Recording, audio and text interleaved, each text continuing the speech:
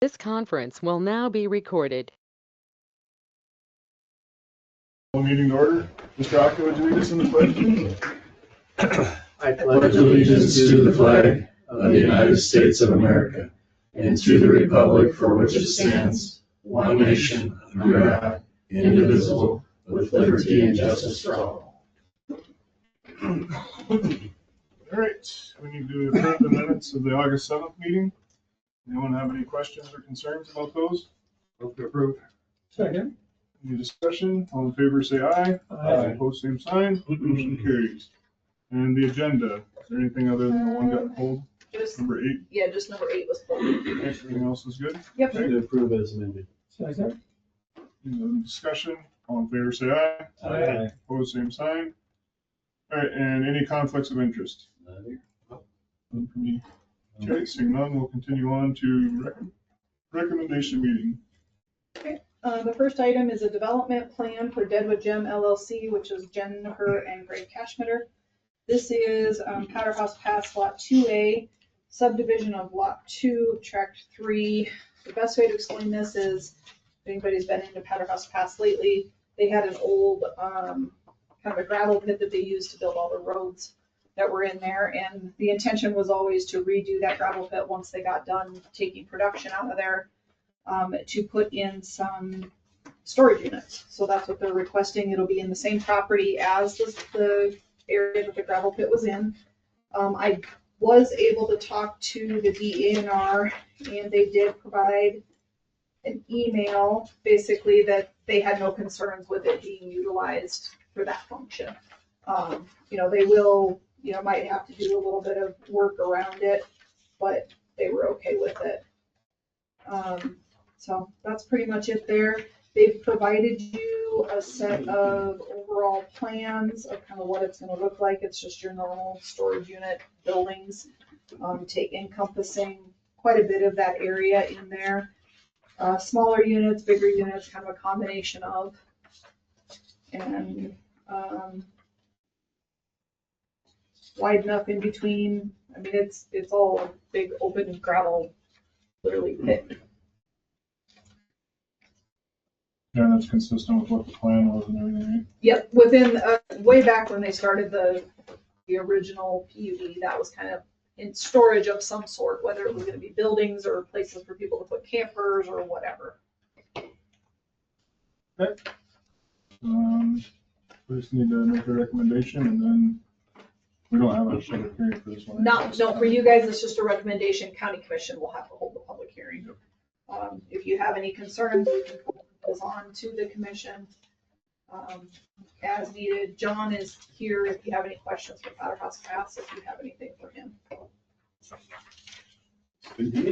So was the mining license just to demonstrate that it expires in December? They just wanted you to know that it is still current there. And then when I talked to the DNR, because I wanted to make sure they didn't have any issues with like reclamation wise. It sounded like it was fine. John, do you have anything else on that with I don't think there was anything else that you needed to do. No. From what I understood when I talked to the DNR.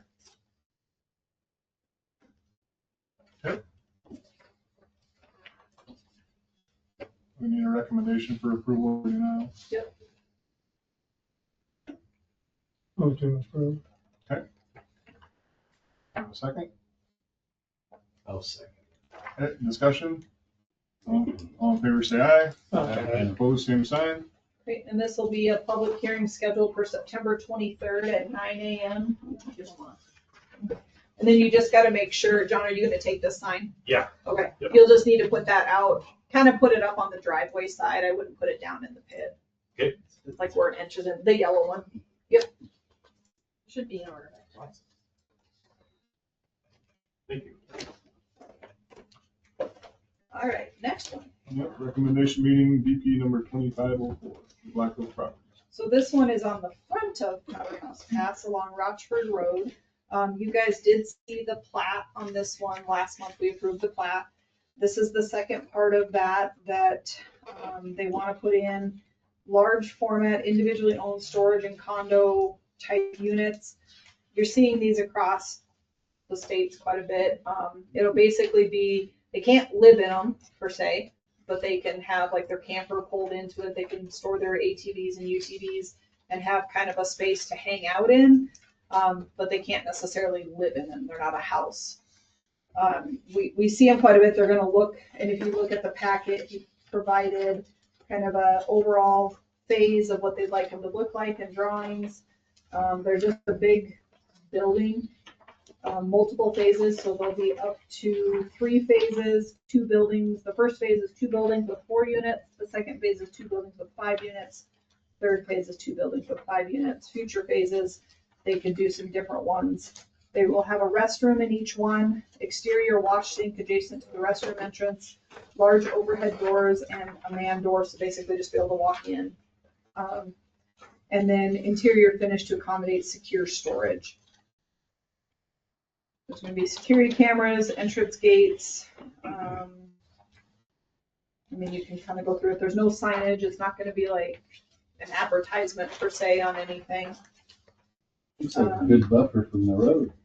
Yeah, it'll be the Rochford Road, then the building, and then the interior road would come off of Powderhouse Pass roads. It won't be coming off of Rochford.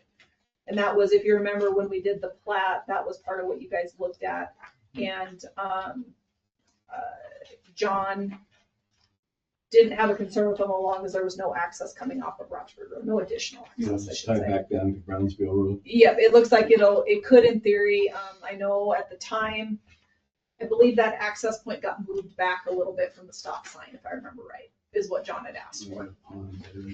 Yep, the detention pond could go down on that end.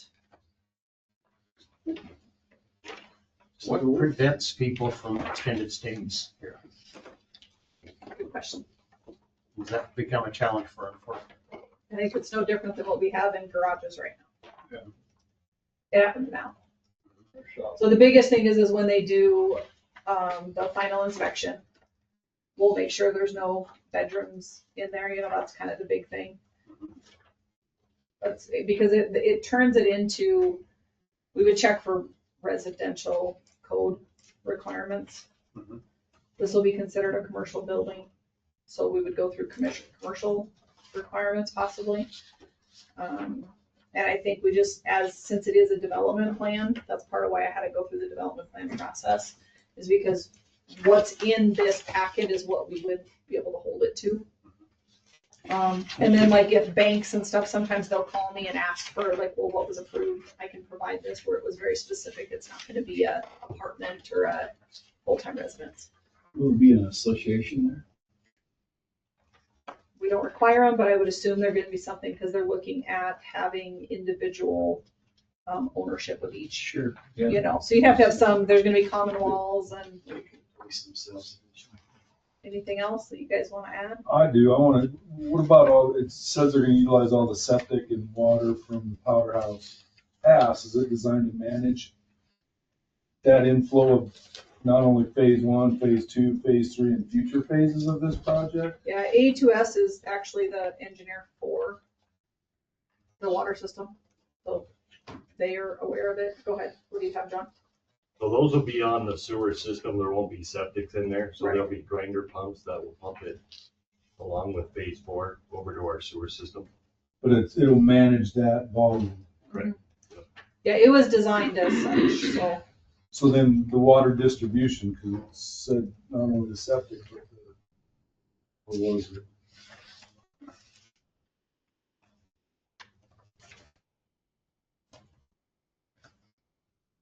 So then the water distribution coming to those is the facility designed to manage, again, that extra volume of, I would call them temporary residential areas?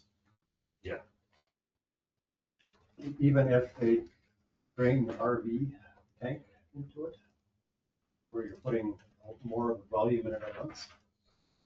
We have unwritten rules up there right now. We can't allow any RVs to hook up to a house, drain into so this would have to be monitored by Carl. Because there's gonna be set rules in place when if this does happen. It'll be like a miniature HOA type deal in there. Yeah, and it's not a septic tank, so I mean, I guess they'd have to figure out how to hook into the main line. if that's what they were gonna do, but that was never the intention. Yeah. And if you look in their plan, the utilities is potable water and sewer service from Powder House Pass to the building for like the bathrooms and each individual thing. Mhm. But anything other than that, I mean, it's no different than anybody sitting at a house Yep. now. I mean, they can't tie into the system. Right, but I mean, I'm like taking a picture, this is phase one, and you look at the numbers they're gonna be, so there's gonna be what? 50 more units? Of the storage unit. Yeah, I'm not sure how many phases he has. Four phases, 3 phases with future phase. I'm just looking at the area, so there's 5, 10, 15, 20, or wait, 10, 20, 30, 40, 50, 60, 70 more units. That's why, is the septic system gonna manage? It's not a septic system. Or the The grinder pump. the grinder pump that then's transferring it to where? To our sewer plant. Sewer plant, and is it designed to manage the 70 additional units? Well, you've got, that system is designed to have almost 1,000 units on it. Okay, And these, so one thing we had talked about when I talked to cash vendors about this, they understand that this goes toward their commercial units. okay, So if they choose to use all of their commercial units in this okay. setting, that's up to them, but they only have so many commercial units. From the original. Yeah. So I guess on our side too, is we're looking at minimal use because they can't be lived in. So it's just gonna be washing hands or restrooms. And so far, I know some of the people that are reaching out to look at these are like the property managers to store stuff, spa clean. He wants to store his chemicals in there instead of having to run the Sturgis. So it's gonna be, I think, more that way than heavy use.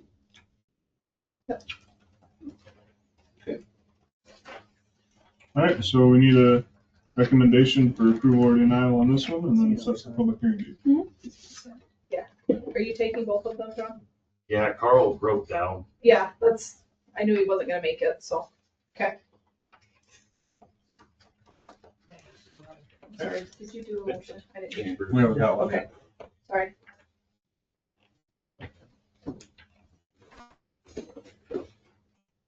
We need a motion for approval or denial. I'll move to approve. Okay, we need a second. All right, discussion. All in favor, say aye. Aye. Opposed, same sign.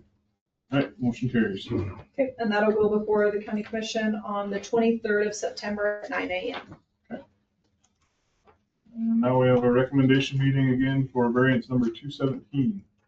So this is, if you remember, we had the plat in front of us last month, and I had told you that I'm expecting a variance request to come in, and it has. So with that, this is variance 217 SF Group LLC, which is Mr. Kuchenbecker and others. It's lot 24A of Golden Hills subdivision, and with this, we did a new preliminary plat because he did a lot line change. And as part of that preliminary plat process, it was found that the structure that was just built, the covered porch on that structure does not meet the 25-foot setback. They did look at trying to move it location-wise, and it just didn't really work. You can't really move the road because it is the access to other lots. So he is requesting a variance for 4.94 feet to variance to the 25-foot front setback for an existing covered patio area. So the structure itself, so normally our setback would go from the property line to the side of the building or the structure.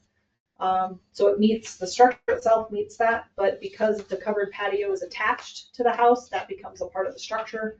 So it's really just the covered patio that doesn't meet it. It's not the actual house itself. If that's the quickest way to explain it. Mr. Kuchenbecker knows what he did, and that we weren't very happy about it.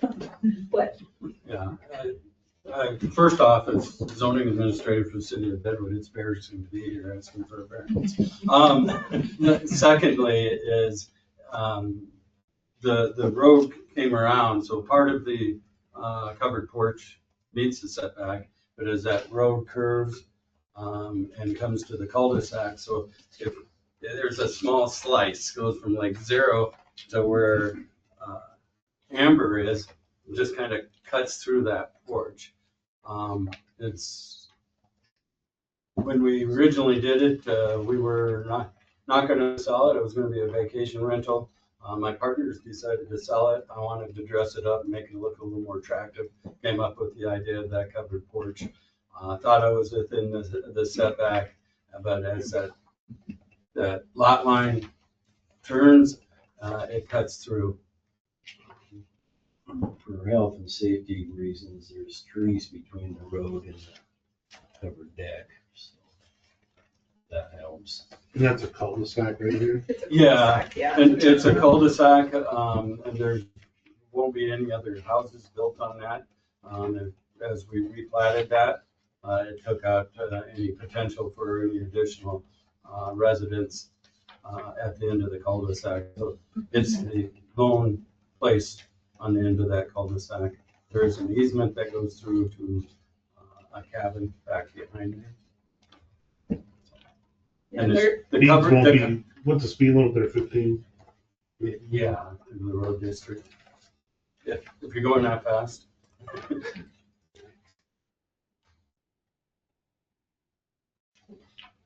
This is kind of that drawing, so you can see this part right here is the covered area. Yeah, it just slices So they- off. So if you went from zero, from me to Amber, that's like, So 20 foot of it is the part that's wedged in there. Now you can see that it basically just that little tiny corner. Because the yellow, this yellow, it's kind of hard to see it on this, but the yellow line, zoom in. it's a 25 foot. Yeah, the yellow line right here is the 25-foot setback. The green line is actually the covenants. They have a stricter setback than the county does, so that's between him and them, but And if I may, the 4.94 that on the agenda, that's the width of that covered porch. Yeah. That is not the encroachment. The encroachment's probably less than half of that. It's about 18 inches to zero for about 12 to 18 Yeah. feet. so you can see on here, the yellow line, it's literally just this little. That sliver. That little tiny Yeah. sliver is what's not meeting the 25-foot setback.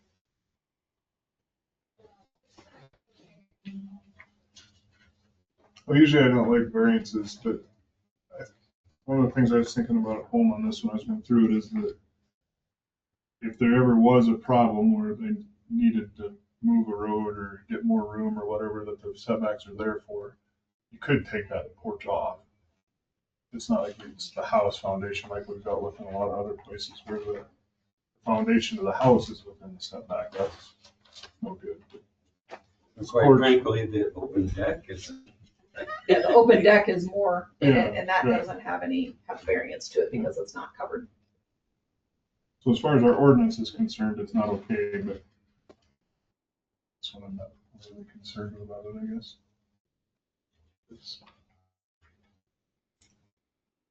Any other thoughts? I guess I'm gonna be against this, and I don't think it's a big deal, but Yeah. I don't want to send the message that it's better to beg for forgiveness than permission. And if it wasn't for the fact that this porch was not shown on the building plans, that's what's bothering me about it. I agree with that too.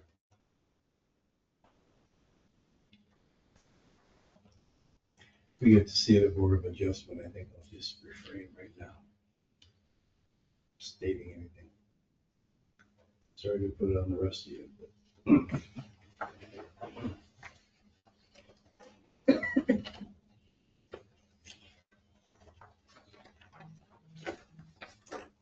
Okay, you gotta make a So- recommendation. If this doesn't pass, what are the consequences of that? Well, most of the time, if you guys would make a recommendation of denial, Mhm. most of the time, we would still go forward to the Board of Adjustment because ultimately this is just a recommending body. Mhm. Well, I don't think most of the time that's what happens is we would still go forward. So I think in that instance, it's probably our responsibility to look at the ordinance and determine if it meets the qualifications of the ordinance, and then make that recommendation to the Board of Adjustments, and then they can use their hearts to make the right decisions. Passing the buck. Well, That's what this committee does. Yep. I agree that it's an infraction, but I agree that we need to set examples, but we do set examples and they keep happening. So I don't know. I don't like it, but I'm okay with it. Yeah, I think, as I think about it more, we have to, here, we need to look at the ordinance and see if it's okay with the ordinance.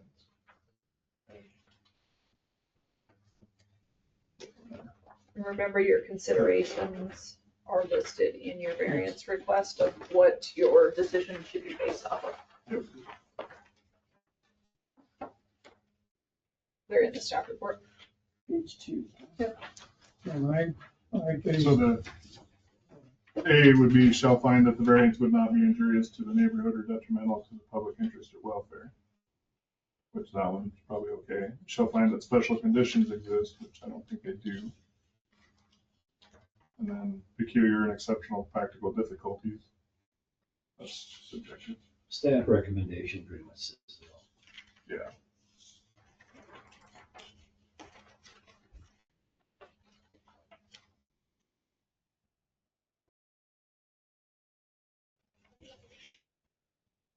All right, entertain a motion one way or the other.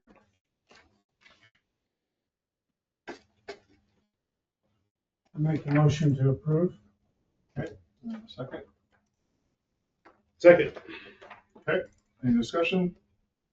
All in favor, say aye. Aye. Opposed, say aye. Uh, It's 4-2. I'm not sure, roll call perhaps? Okay, we can. Fuller? Yes. Nay. Tisdale? Whalen? Aye. Homer? Nay. Jennings? Nay. Nay. Was that Like you an just, aye? You said aye, You said right? nay. You were voting for it, correct? Yes. Okay, That's Just my making sure. intention. okay. Basically Fuller and Wayland. You get 4. Yep, so 4-2. So I'm assuming you want to go forward to the Board of Adjustment. I need you to sign this. Sign that and then get them to sign. Okay. The informational meeting for changes zoning 369. All right. I'll be your I'm gonna pull this up so you guys can see.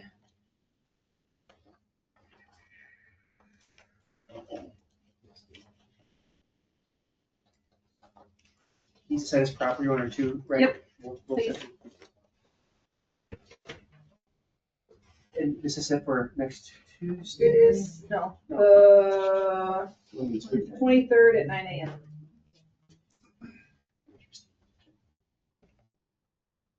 Second meeting, it is a Tuesday. got that right. Thank you for your time and consideration. Thank you. Thank you, Chance.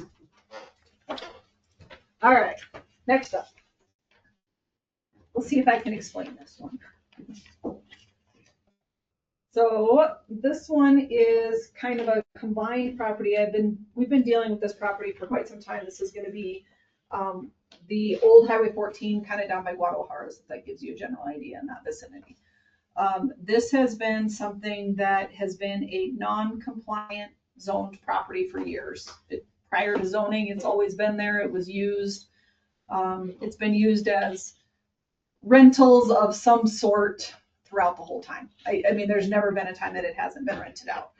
And with discussions the past probably 3 years now, it kind of started because if anybody remembers, there was a little house right down here that burned down a year and a half, 2 years ago, maybe not quite. I think it was December. December, is that when it was? Yeah, It it was wasn't that just- long just ago. Fairly recently. So it burned down, and as part of that, we had to go in and decipher whether could they rebuild on the same foundation? Was there any issues with it? Because was there damage? It was an old building, and there was all sorts of stuff. And we had Tom Paisley go in, and he helped to determine what, path we needed to take from a safety standpoint to make sure, what we needed to do. We got through that process. We started that conversation and said, really the best thing to do, because all of these buildings need some TLC. They're old. Some of them are to the point that they either need to be rebuilt or really cleaned up. And I couldn't we couldn't actually give them permission to do it because none of the structures met current zoning requirements because they were prior to zoning. So this process started with that. Then we had the discussion about, well, really, how could we bring it into compliance? The reason for that is why we see the change of zoning today. It would be much easier to deal with the individual structures if we could deal with the compliance issue first, and then we can start working on the structures. This also had, platting stuff that had to take place. There was some little lot lines in between there because stuff had been broken off, and there was just a lot going on. So with this, this is a plat that Interstate did, and this is currently, I actually have it sitting on my desk from the perspective of looking at the plat. I just haven't had a chance to respond to the city yet. They had asked for any, recommendations that we had with the plat. So the goal is we're kind of doing this change of zoning in conjunction with the platting so we can kind of get it all cleaned up at one point. The plat itself, there's really not going to be any issues. There's going to be buildings that don't meet existing setback. That's fairly normal with this kind of stuff. But it will help us from a compliance perspective moving forward is really what we're hoping to get to. So this is just showing you're not going to approve this plat, but I wanted you to have a really good idea of how many little structures we're dealing with on a compliance side. And after lots of discussion, we felt that going from the current suburban residential zoning to more of a planned unit development was a better option because they don't sit on individual lots. Some of the lot lines were through the buildings, some of them didn't meet at all, but he would like to keep it still as, we'll say, rental property is the best way, whether it's students or whatnot. So each structure is a separate structure. So I kind of look at it sort of like a KOA campground or something that has individual cabins. That's kind of what we're comparing it to. But the planned unit development would allow more of some individual maybe cabins / some townhouse type, you can do a little bit more with it. It's already happening. We're just trying to bring it into compliance so we can function better from here on out. Good solution on a mess. There you go. It's been this way for a long time. Yeah. And I appreciate the landowner willing to work with us finally to bring it into So compliance. who owns the hash? I think that's an easement. Yeah, it says Westland owns of subdivision. I know there was a dispute on the ownership. I just being nosy. That's the property to the west that owns the hash. There was a court decree that says everything on this side of the fence goes to this owner. Grandback. Yeah. Okay. And I think this also helps us decipher everything that's going on that property because there's a lot. So, so this will be a plat. Like I said, I have it upstairs to send back to the city. I haven't had a chance to really look at it, but I'm fairly comfortable with, having them go forward with the plat itself.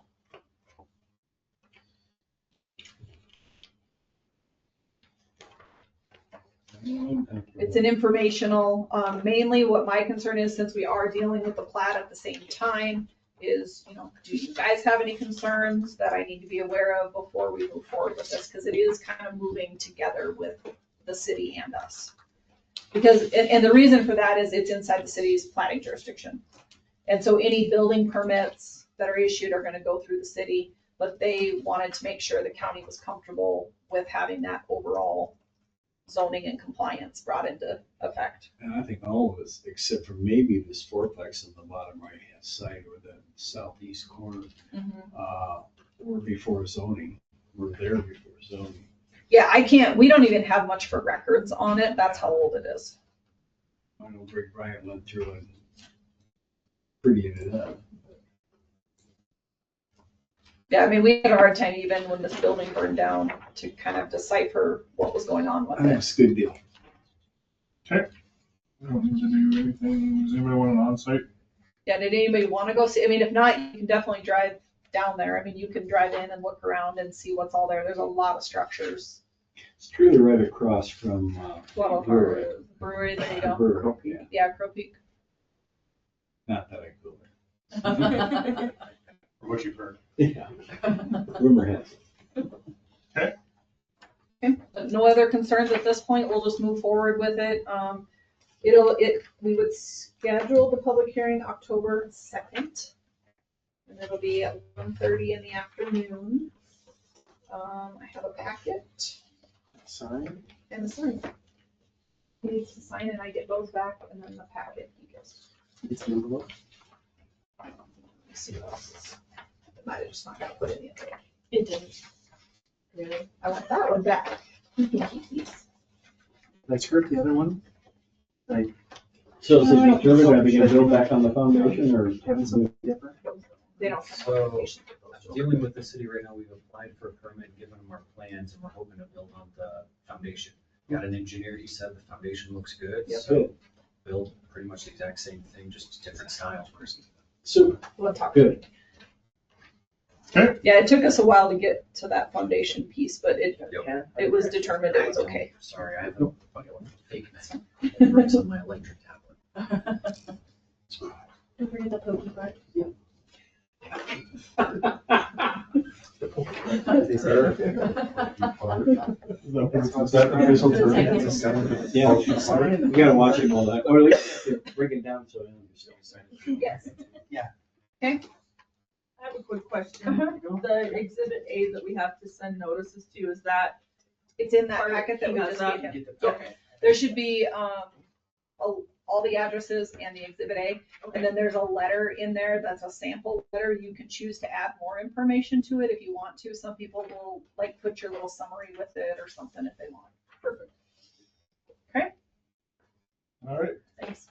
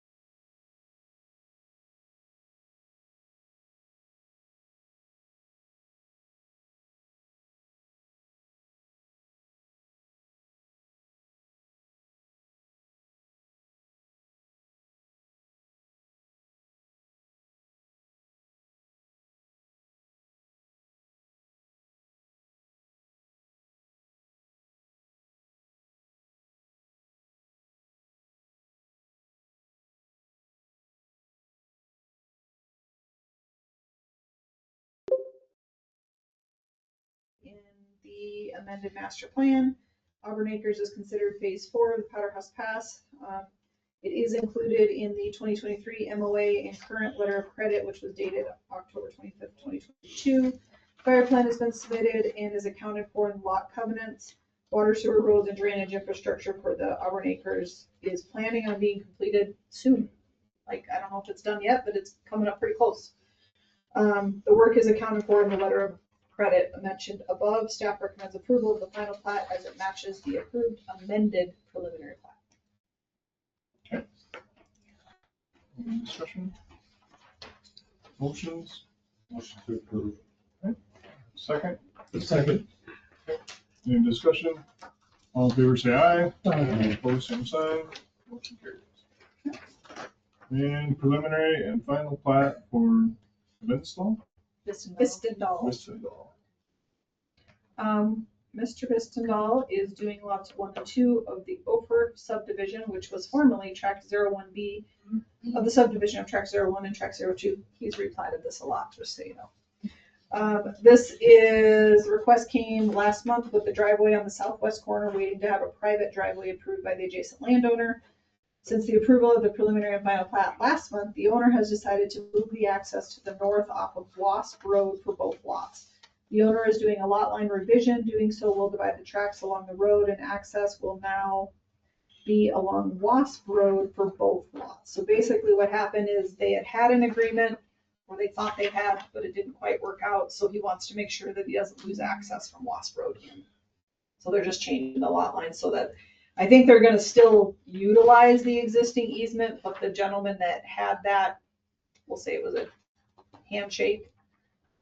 He can still use the driveway, but he's not willing to do a written easement. So he felt that this was better for future. If something happens, they still have access off of Wasp Road.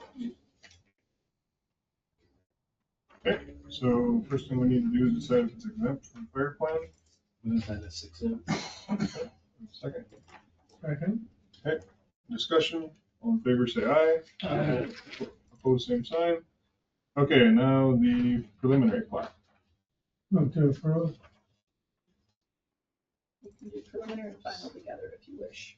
Would you Move wish- to approve the preliminary and the final. All right, thank you. Second, Second. all any discussion? All in favor say aye. Aye. Opposed, same sign. Motion carries. Did we get that? Is that actually?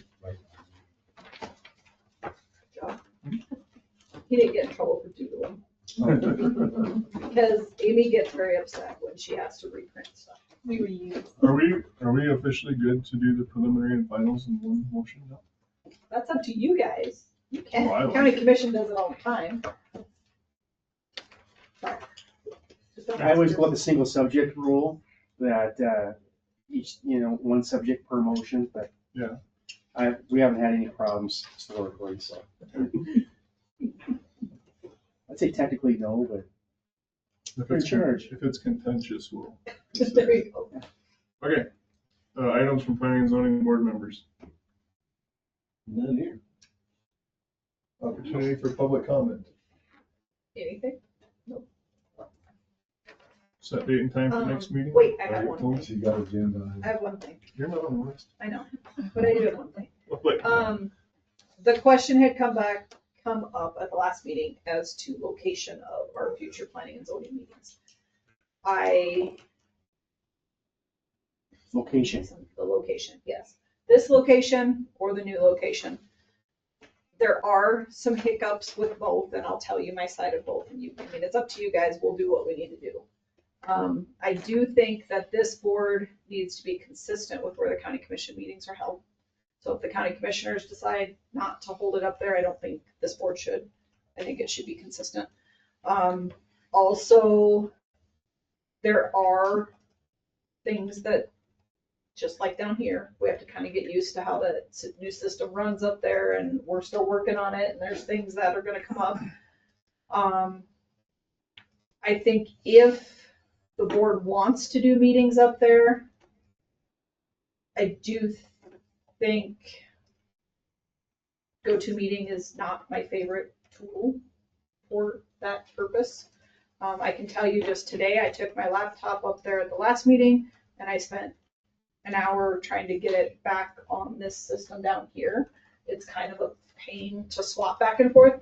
So if you are gonna do that, I think it's better that we just plan on not using a laptop and just using their in-house system up there, just so you're not having to flip back and forth for things. I think there is stuff that you have to look at from a perspective of staff. So if you would choose to have meetings up there, I think we need to do a different route for minutes or changing staff time, because we only have one vehicle. So that means I'm driving my personal vehicle, come here, leave here, go there, come back, things like that. Same with Jesse. I would probably look at doing, I don't know if we can do it, but we might be able to if Jesse would just be here in the building and listening, and being able to take minutes without actually being in the room. I don't like that. It's hard, but it would be an option. So there's just logistics, I think, that you need to think about if you decide that. I like that room up there, 100%. It's so much easier. I like the camera system. I like all the stuff. But it is hard when you, like, if you guys need something, I can't run upstairs and grab it. You know, there's things like that. So it's just logistics. I don't care. But I also really struggle with consistency of where the meeting is held. Because when we move meetings every other month because there's a contentious item or whatever, there's a lot that we have to remember to go in and change. You know, agenda needs to be updated, postings to the paper needs to be updated, any of that kind of stuff. But we also have to know that in advance to do it properly. It's not the best to stick a note on the door and say, hey, we moved the meeting. It doesn't really, it's different when it's just over at City Hall. Right. It's different, but when it's from here to there, I think we have to make that decision prior to any public notices being set. So some people have a tendency to forget, like a public notice. I just handed these guys packets at today's meeting for the next public hearing. Those will go out in the next 7 days. So we kind of need to know that prior to us doing those packets. So it's just a context of that to give you a general idea. It's not as easy as just moving the meeting. Well, for me, it makes zero difference. I just go into one parking lot or the other, but it sounds like you guys have some real valid concerns to leave it here. Yeah, it doesn't matter to me. We just need to be able to, I think, know in advance is a big thing, and being consistent between county commission and planning and zoning. You know, one thing I know is that a lot of times for Bruce especially, he has to duck out for just a minute. So would that be a lot worse up there, wouldn't it? Yeah, it'd be harder, right? I mean, we can make anything work. Yeah, we can make it work. We just need a little more. I think a decision would just need to be made. If we're going to move the meetings, then let's just move the meetings and have them just up there. If we're not going to, we can still do it on a case-by-case basis. But I think Bruce and I would just have to be like, okay, we know this is kind of contentious. We need to find out, like, when the process begins before that first public hearing is really when we would need to say, okay, these meetings are going to be held up there. What are the commissioners thinking? We haven't really discussed it in detail. There's some issues up there. I really appreciate this layout and the way we're sitting instead of the big straight line. Yeah. You can't always hear, well, you can't hear Richard for sure. And sitting here, at least we can hear each other. So if they were to move us up there, that whole setup could be set as on tables. We could set up same way and the audience would still be out there. So at least we have better discussion in this setup than a straight line. I'm on city planning and zoning. We're all like this, and there's little to no discussion. Yeah, it's a lot harder for sure. It's very much harder. Yep. But we haven't gone into a lot of detail on talking about it yet. I don't see the need unless it gets to be a big crowd personally, but yeah. There hasn't been very often that we've had to move to a bigger venue. No, and I think the only thing I would ask them then that's fine to go that way and just kind of leave it up to that. But it would be really nice if Bruce and I could just make that decision without having to okay it every time. Because like we know when it's going to be a problem. It'd be really nice if you could Who does make that decision? Well, usually we call Bob or whoever the chairman is and say, hey. To move it up? But it'd be nice because we kind of know at the beginning. It's pretty obvious, usually it's gonna be a mine or it's gonna be some issue related to a road with John Bay involved, right? Yeah. I mean, it happens once every couple of years, it's pretty obvious. And what do we gotta do to give you permission to do that? I think as long as we just know that you're comfortable with us making that decision, because then that would help with when I can usually say at planning and zoning, okay, we're just gonna schedule it because we know. I kind of assumed you two made the decision already. We usually ask. We kind of try to, like at the county commission meeting is gonna be moved, I try to make a case for making it, for saying it out loud at a meeting. Yeah. Very deliberate, right? And and so that's kind of how we do the same thing and then. It's no problem. You're still gonna wanna do that. Yep. Public notice. Still do, yeah. But you guys decide. Guessing that you made the recommendation and you've never been turned down to move to a bigger venue? So far, no. No. I defer to the county commissioners wherever they decide to have meetings. Yeah. Okay. Well, it was asked to bring it up, so at least how if the commissioners, I mean, you guys know kind of the feeling of the board and. Sounds like you have quite a few good reasons to leave it here and not very many to move it, so. Especially for county commission meetings, having access to the auditor's office to get the bills down here, those kinds of things. I mean, we can work through anything, but it's just really convenient Yeah. for me to walk through there and hand it to them, right? That's all I have then. It does save you about 15 minutes on your commute. I will say that. Yeah. And it's easy parking. Yeah, especially during the row. Yeah. But that's not a big deal. And I think they did get the bug worked out, whatever was going wrong the other day. It was a setting in Chrome. Yeah. And, I don't know, anyway, but that can get sorted out. So, don't let that sort of dissuade you. We can get that figured out. I defer to the county commissioners for that means. Well, then that's it. Thank you. Okay, next meeting. No, October 2nd. TJ forgot about the meeting. He's sorry. TJ, tell him to check his email. No one else forgot about the meeting, TJ. So, well, You could send you them kinda got a bad rap man. now. Yeah, we should do that. You better bring You copies guys of all send him government. a Is text. that a motion? Yeah, well, I'll send them a text. right now. All right, next meeting Thursday, October 2nd at 1:30 PM in this room. Yep. All right, perfect, adjourned. Thank you, guys. Did you have any questions for me? Does that make I sense? mean, I don't know anything that's going on, so. Well, so now you know. We're good. We got this. Okay, thank you. Appreciate it.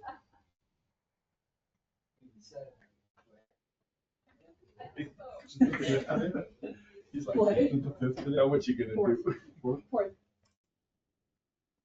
I had to look at the. He's date. the property. Okay, you're seeing Steve, thanks for the name. He's the same, he did the same thing I do, so okay, Sorry. take this, go do what you need to do. I just had him on the plat.